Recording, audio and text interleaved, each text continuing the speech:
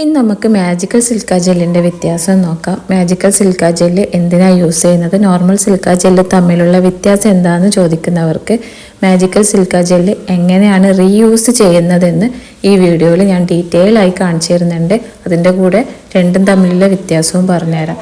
ആദ്യം നമ്മൊരു ഉപയോഗിക്കാത്ത പാനോ ഉപയോഗിക്കുന്ന പാനായാലും വലിയ വ്യത്യാസമൊന്നുമില്ല. നല്ല കെമിക്കലും അല്ല. ഫ്ലെയിം ഓണാക്കിയതിന് ശേഷം നല്ലോണം ചൂടായ പാനിലേക്ക് ഈ സിൽക്ക ജെല്ല് ഇട്ട് കൊടുക്കുക. എന്നിട്ടത് നല്ല ടെമ്പറേച്ചറിൽ ചൂട് കിട്ടുമ്പോൾ തന്നെ അതിൻ്റെ കളറ് ചേഞ്ച് ആവും.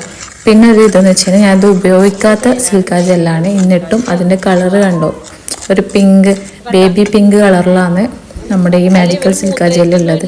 പക്ഷെ നോർമൽ കളർ ഈ ബ്ലൂ ഷെയ്ഡാണ്. പക്ഷെ യൂസ് ചെയ്യാതെ തന്നെ മഴേൻ്റെ എല്ലാം ക്ലൈമറ്റ് ചേഞ്ച് ആയതുകൊണ്ട് നല്ലപോലെ അതൊരു ബ്ലൂ ഷെയ്ഡിൽ നിന്ന് ഒരു പിങ്ക് ഷെയ്ഡിലേക്ക് മാറിയിട്ടുണ്ട്. അത് നല്ലോണം ചൂടായി വന്നു കഴിഞ്ഞാൽ നോർമൽ ഈ ഒരു ബ്ലൂ കളറിലേക്ക് മാറി വരും. പിന്നെ ഇതൊന്ന് തണുത്ത് വരുമ്പോൾ വീണ്ടും ആ ഒരു ബ്ലൂ ഷെയ്ഡ് വരുന്നുണ്ടെങ്കിൽ അതിൽ വലിയ കുഴപ്പമൊന്നുമില്ല. നമുക്ക് യൂസ് ചെയ്യുന്ന സമയത്ത് നല്ല റിസൾട്ട് കിട്ടുന്നുണ്ട്.